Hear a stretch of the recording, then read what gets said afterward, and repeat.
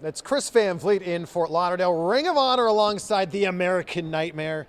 It's Cody, and I appreciate that you have both the title and the ring. It's almost like somebody told me to go get the ring, the official ring of honor. Who would have told you to do that? Who would have done that? Who would have been the professional that was like, yeah, you should probably have the ring for this shoot? But yeah, both. Look at that. A lot, just precious cargo. Just precious cargo. I love this it. is very shiny.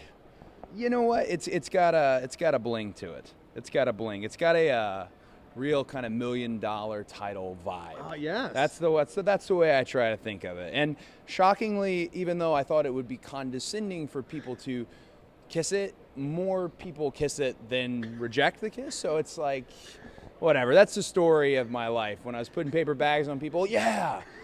Okay, kiss the ring. Yeah, sure. Oh, all right. It's supposed to be insulting. No, I want to. Okay. Well, can I have this honor then? Oh! We almost need a drum roll, but we don't. We have no. That's not even right. good. It wasn't good. It wasn't good. Here you go, man. It's in your mind. That was evil. Oh my God, I love it. That's the real one. I don't want to. No, do people know that there's actually two rings? That is like movie magic. Oh. Movie magic. Well, because you can't be walking around with the one that costs thousands and thousands and thousands of dollars. Don't say it loud enough around Ian Riccaboni, because it would be like telling him there's 2 Hogwarts Express at Universal Studios in Orlando. There is? 2, but there's only 1. Oh, okay. Jeez. In here, there's only 1. So yeah, no, just don't let Ian know, and we're good. Do you get nervous before your matches? I get nervous before this interview. I get nervous before my matches. I get nervous before walking into a building. I get nervous before sitting down for autographs. I feel like I'm in a constant state of nervous. I ingest way too much caffeine, which only amplifies when you're nervous. You did walk up here holding a Monster Energy drink, hidden, which is hidden. hidden so well on the floor. Yeah. It's such a fun time for me personally that that's what makes me nervous. I'm always nervous about wrestling and competing and performing, but the part that makes me nervous is like right now things are so good. Yeah. And any minute it could be over, but it doesn't seem like it's not what's happening. It's just getting bigger and snowballing, and these Florida shows are so important to us. They lead into the Texas shows, which are so important to us, and it's just the schedule is becoming more arduous, but the fun it's never been like this before. But you're at the top of the mountain right now. You're the champ. Oh, that feels good. And I'm just going to let you say it. That felt great. He's the champ. Kenny's here. Kenny's the champ, too. Well, actually, I did a tweet for just posting for advertising the shows, and it was like, thank God they got the new 280 limit, because I can write IWGP Junior Champ, IWGP United States Champ, 6-man tag team champions, the World Heavy. I can write all that now, and I was pretty proud when I saw it all kind of on paper there. Like, wow, this is a cool group, Well, congratulations. Thank you. So if life's really good right now, how much better is it now versus, say, a year ago? Well, I mean, I anticipated, I was really confident when I left WWE. I was confident that I would have a good time. I was confident that I could wrestle differently than perhaps people saw me in the last few years with WWE, but I definitely wasn't prepared for this level of everything. This level of fan interaction, this level of financial residuals coming from these shows, and this level of just love. I should have known when it comes to like the Bullet Club. The Bullet Club is one of those groups that people, they keep adding members, or, it's going to water down eventually. For whatever reason, it's growing, it's sprouting, and there's, I'm just glad and very lucky to be part of it. I've been saying this for a while. This is the best time to be a wrestling fan, and I'm sure it's the best time to be a wrestler too. Yeah. And it's symbiotic like that. Jericho, his face showing up in Osaka and to be coming to Wrestle Kingdom. Those type of moves, they didn't happen in the early 2000s. They didn't really happen after the Attitude Era. And now all of a sudden, the term independent contractor really means independent contractor, and that's cool. It's not the brand that defines you, it's you that defines the brand, and that's something I'm proud of just wrestling in general, wrestlers in general, and the fans being so accepting. There's not this hard feeling about watching other products. They'll watch wherever their favorites go, and that's a good thing. So you say financially you're better off now, or do you have more opportunities now that you're an independent contractor? I just had the absolute best luck in the world in terms of meeting the Young Bucks. And they might look like wild little rock stars who are irresponsible, but they're business geniuses. And they set up the deal with Hot Topic.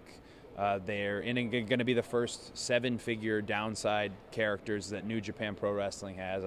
Matt's real excited about his grotto and water slide.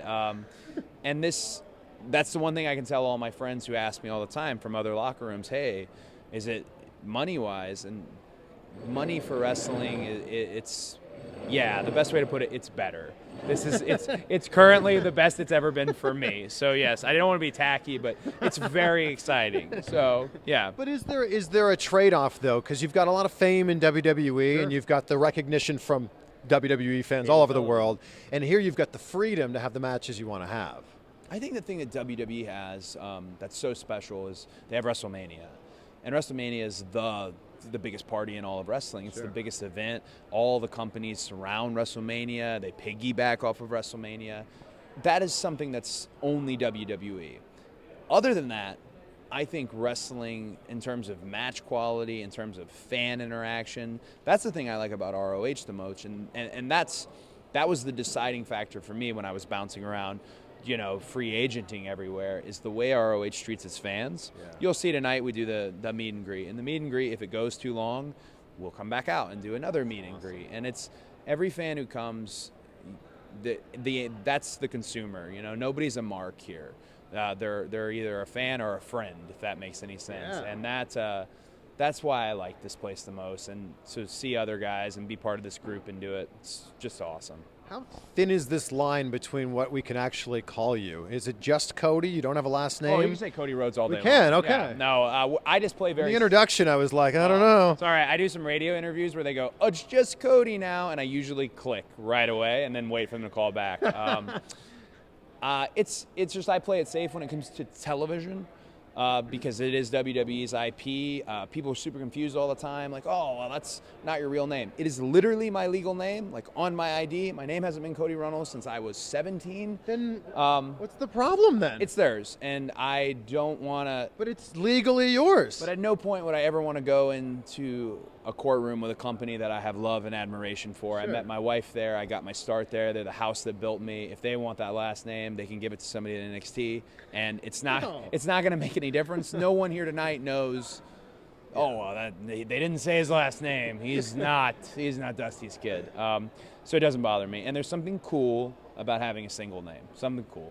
And I don't know, like Cher, Madonna, not as over as any of those people, but something cool about it, Yeah. Well, talking about your dad, what's the best advice that he gave you for the business?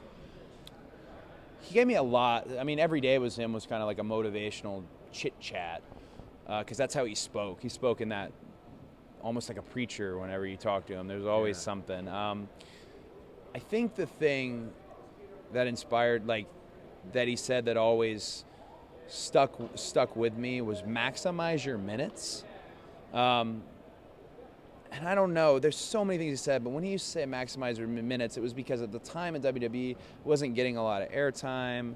I wasn't always, the one with his hand raised at the end, and he believed it didn't matter. Mm-hmm. You could still do something that made somebody go, oh, I really like that guy, or, little kids that really liked Stardust. I think about that a lot because I have the opportunity to have a lot of minutes when it comes to Ring of Honor, and I think about, well, now that you got him, don't blow it. Yeah. You know what I'm saying? You told the world, I'm better than you saw.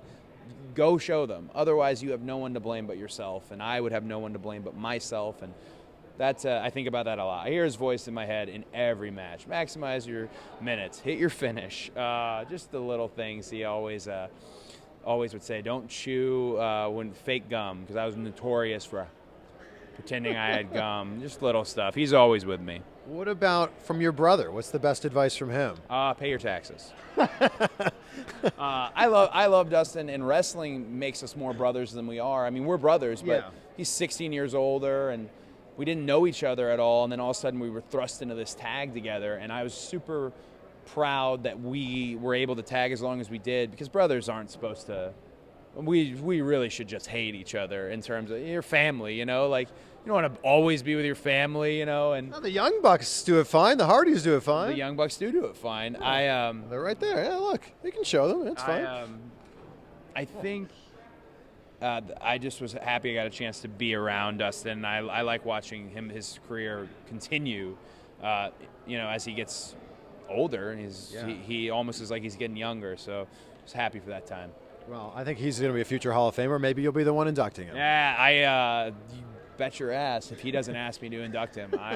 If he asks Dakota, his daughter, that makes total sense. If he asks Kane, that also makes total sense. But if he doesn't ask those two, he has no one else to call but me, and I am ready. I'm ready for it. I got a whole speech. I got it lined up. All right. Well, you got to get ready for tonight. We've got a line of other stuff happening here, so appreciate it. And I should have said this off the top, but you're very well dressed. You know, I liked this red coat, but somebody said I look like an Avis counter guy. Kind of, and now I don't like the red coat anymore. Can we get a free upgrade? Yeah, right?